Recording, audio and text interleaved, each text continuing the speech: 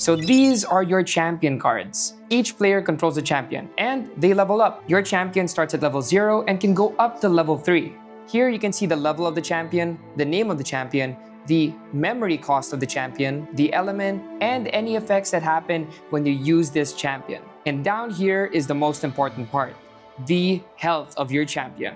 When your champion has as many damage counters as health, or the health just simply reaches 0, your champion dies and you lose the game. Your champion is basically the heart and soul of your deck, and the rest of the cards in your deck are usually built around your champion. Each player brings 2 decks to the game. First, you have the material deck, which includes your champion and all the levels that they go through, as well as regalia items, weapons, or any items you want to use on your champion during your game. Think of it as your champion and all of its equipment or weapons. Then you have your main deck, which contains at least 60 cards. That means you can have more than 60 cards if you opt to, but here you can have your allies, you can have your attacks, and of course, actions. Your main deck is basically built to supplement your champion. So when you're building your deck, pick your cards wisely. And one last thing to note is that for the elements of your deck, you start off with normal. Anyone can play normal, but your spirit will determine the other basic element, which is, for this case, fire. So I'm playing CL Fire. Now if I change the spirit into Spirit of Water, then I can only play normal and water. Same with wind, where I can only play normal and wind. Then when you're level 3, you unlock your advanced element. For CL, that's Umbra. So once you're level 3, you can start playing Umbra cards as well as fire and normal. You put your material deck here on the left, and your main deck here on the right. Pro tip, use different sleeves. That way, they don't get mixed up when you're shuffling your deck. To start off, you choose a random player to go first. In our case, we're gonna roll dice. 7. And 4. With the brand new rules starting December 5, 2025, it's very, very crucial. Whoever wins the roll goes first. And in this case, I go first. The game starts off by putting in your spirit. I'm putting in the fire spirit, and she's putting in the spirit of water. In this game, you don't have a starting hand. Instead, you are following the text of your spirit. Here, you can see it says, on enter, draw 7 cards. Since I'm going first, I will draw 7 cards. Then, the second player can draw 7 cards. There are turn phases. Turns always start with wake up, materialize, recollection, draw, then interchangeably main and combat, then finally you end your turn. The first player skips wake up, materialize, recollection, and draw, and goes straight into main and combat phase. I'm gonna be defensive and play an ally. Allies are assistants, or basically allies, to your champion. They help you fight and they help defend you. In this case, Stalwart Shieldmate has Taunt. That means if Bianca attacks me, they have to attack Stalwart Shieldmate first, basically defending my champion. Up here, you can see the cost of the card is 2 and the color is yellow. That means it has a 2 reserve cost to put it down. In this game, the resources to play your cards come from your hand, and they go to the memory. In this case, I need 2 cards to go to memory, so we're putting these 2 cards face down in the memory. Now that I've paid the cost, I can now summon Stalwart Shieldmate for 2. Then, to get more value out of my turn, I can also use Idle Thoughts, which is an action. It says down here, slow. Slow means I can basically only use this action during my turn, and only during my main phase. There's another kind of action called fast, but I'll get into that later. The cost is 1 yellow, so that means I need to put one of my cards from my hand face down in the memory in order to use it. This allows me to look at the top 4 cards of my deck and put them back in any order. I want to put Heavy Swing first, then Stalwart Shieldmate for more defense. Then we're going to return that to the top of the deck. Then when the card is resolved, it goes to the graveyard. The 2 remaining cards in my hand cost more than the resources I own, so therefore, I pass my turn. If you're playing first, you cannot attack. For the second player's first turn, they skip Wake Up, Materialize, Recollection, but they start on Draw. So second player gets to draw during their first turn, while the first player does not. She's paying for a 2 reserve cost and is summoning Stalwart Shieldmate just like me. The second player can actually attack. The problem is Stalwart Shieldmate does not have any damage. You can see their stats over here. So that is the damage stat, which is at 0, and we have the life stat at 2. So if she were to attack with Stalwart Shieldmate, she does not do any damage. So she'll keep it awake and ready to defend. After the first turn where we skipped some phases, now we're gonna do a full rotation. 1. Wake up. If I had any champions that were already rested, they stand back up and are awake. But in this case, no need. Next is materialize. Materialize is when you go through your material deck and decide what you want to do. Do you want to level up your champion? Or perhaps bring in a regalia item to assist your champion? Maybe you want to go on the offensive and bring in a weapon like Bulwark Sword or Grand Aguila. Sometimes you want to play defensively with a Tariff Ring, which basically makes it more expensive for the opponent to attack. For CL, I'm gonna go for a level up. So we're turning Spirit of Fire into CL Loyal Valley. When this happens, I have to pay for the cost of 1, but the color is no longer yellow, it's blue. For the blue cost, you don't use cards from your hand. Instead, you're going to use cards from your memory. Your memory contains the cards you use to activate the cards or effects from the previous turn. In my case, I have 3. Once I level up Spirit of Fire, it turns into CL Loyal Valley. And again, with the cost of 1 memory, I can do one of 2 things. First, in my graveyard, I have a card called Idle Thoughts. There's an ability here called Floating Memory. So if this card is in the graveyard, I can actually use this to cast Memory Cost. But the alternative, and basically the main way to pay for memory cost, is to randomly pick one of your cards from memory and send it into the banish pile. For the sake of this tutorial, I'm gonna use my memory. You can either roll a dice to decide which of the cards is gonna be used, so that's 1, which would be this, or you can have the opponent pick a card.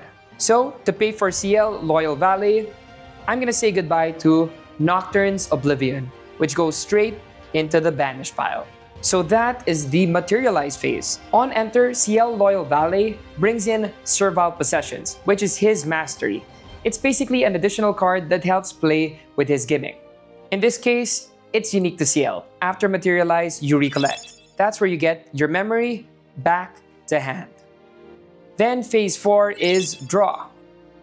Then we're back with phase 5, which is main or combat. Once again, I'm gonna activate 1 ally. So, for the cost of 2, I put down 2 memory to summon Whimsy's Warden. In this game, you can attack immediately. So, I'm gonna go ahead and attack with Whimsy's Warden. In order to attack, you need to rest the unit, which is basically turning it horizontal. Normally, that would do 1 damage to the Spirit of Water. But because Bianca has Stalwart Shieldmate, it has Taunt, which means any damage would be dealt to Stalwart Shieldmate before the champion. Then I move to phase 6, the end step. But before I end my turn, remember when I mentioned fast spells? Well, Bianca is playing Backstep, which is a fast spell. And just like any other spell, you need to pay for the cost. Here we have 2 reserve costs. Backstep causes her champion to become distant, which is a gimmick just like the Servile Possessions, which is specific for Rangers. Additionally, she can draw a card. Once it resolves, it goes to the graveyard.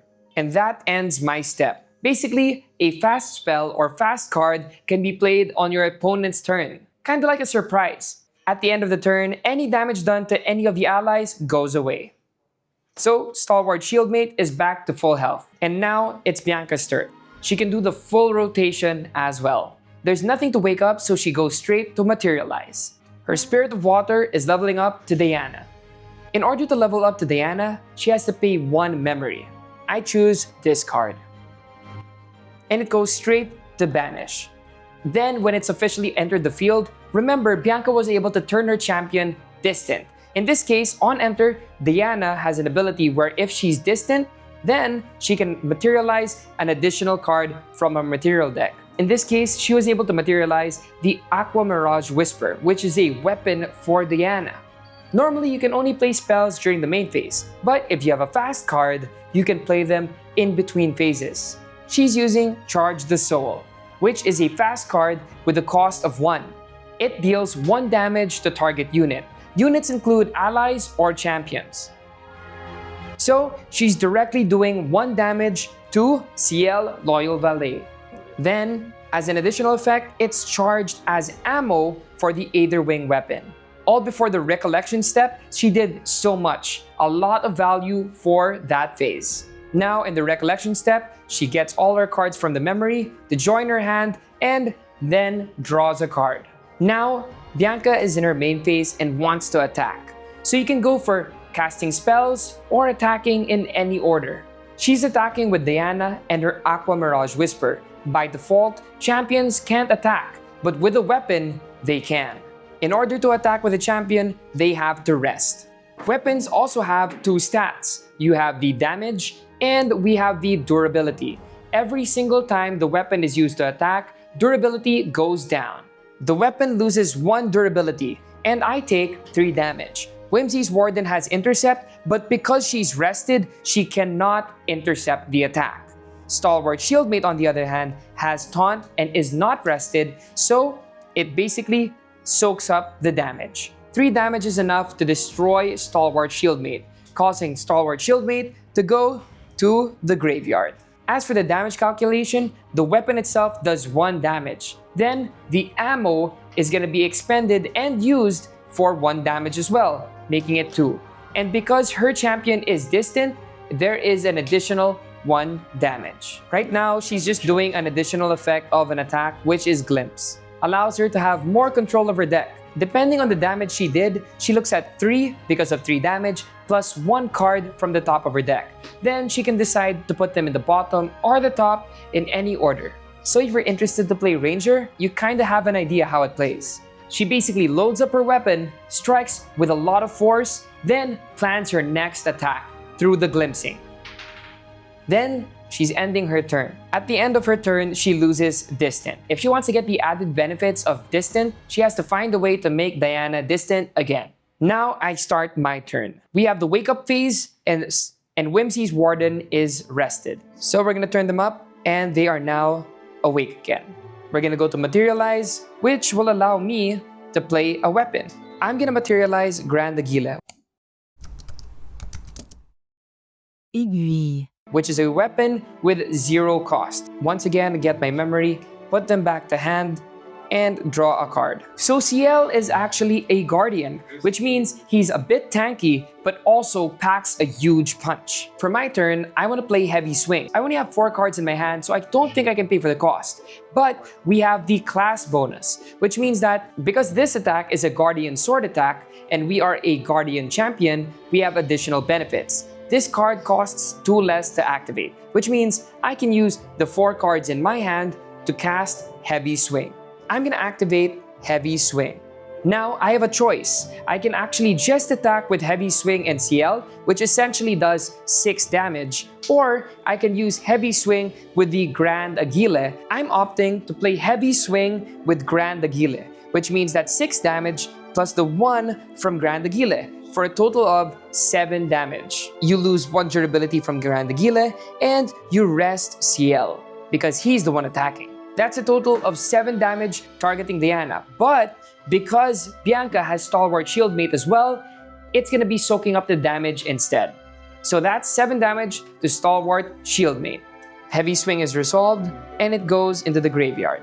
Finally, I attack with Whimsy's Warden. This time, Bianca doesn't have anyone to defend her champion. So I rest Whimsy's Warden and do 1 damage to Diana. Now for the effect of CL, you actually can get 1 card from your graveyard and put it in the servile possessions. You're probably wondering why I didn't do this earlier. It's because I wanted to keep the floating memory in my graveyard. This is very useful for activating stuff from the material deck. Now, I have 2 additional cards in my graveyard. I'm gonna choose to make Heavy Swing a servile possession. So it's gonna go to the banished area, then gets an Omen token, putting it under the servile possessions. Like I mentioned, CL is a Guardian. So they're tanky, they build up power, and swing hard. Servile possessions means the amount of cards that are counted as servile possessions with Omen counters will basically add to the damage of CL as you get more of them.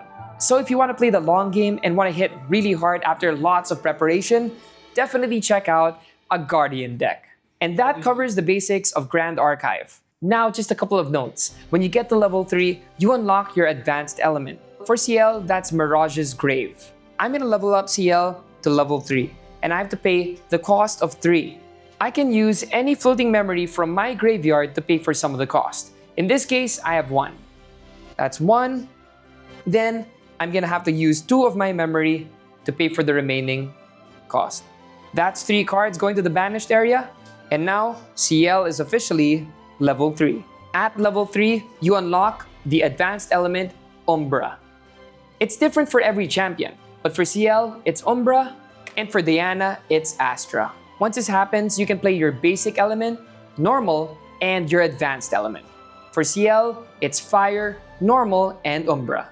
That means I can play Umbra Sight and Umbro Chevalier, wherein normally I could only play normal and Fire. Sometimes you want to keep these in your hand and protect them for the late game.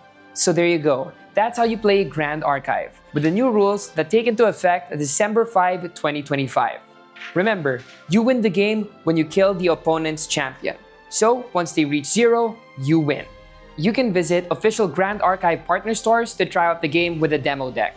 And you can do some research and find the champion that's for you. There are a ton of champions and combos because you can choose the champion and the basic element you want to play with. Everything plays differently. So have fun and let's all enjoy Grand Archive.